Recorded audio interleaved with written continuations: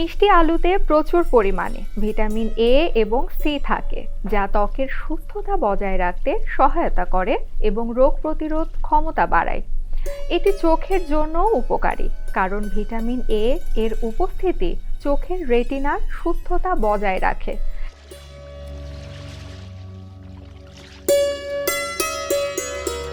মিষ্টি আলুতে থাকা আঁশ আমাদের পাচনতন্ত্রকে সুস্থ রাখে এবং কোষ্ঠকাঠিন্য দূর করতে সাহায্য করে।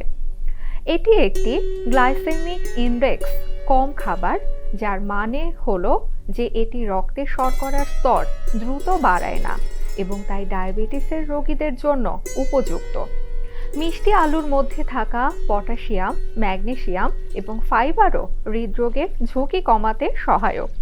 এটি বিভিন্নভাবে রান্না করা, ফোটানো, ভেজানো, সেদ্ধ করা অথবা ভাজা সালাদেও ব্যবহার করা যায়। মিষ্টি আলু দিয়ে তৈরি করা যায় পুষ্টিকর স্যুপ, মিষ্টি আলুর চপ বা চাটনি, যা খাবারের স্বাদ ও পুষ্টি দুটাই বাড়ায়।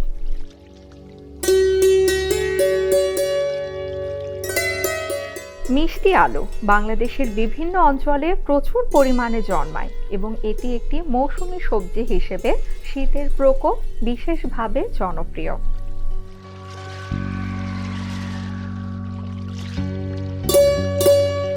মিষ্টি আলু আমাদের দৈনন্দিন খাদ্য তালিকায় একটি অত্যন্ত স্বাস্থ্যকর এবং সুস্বাদু উপাদান হিসেবে যুক্ত হতে পারে।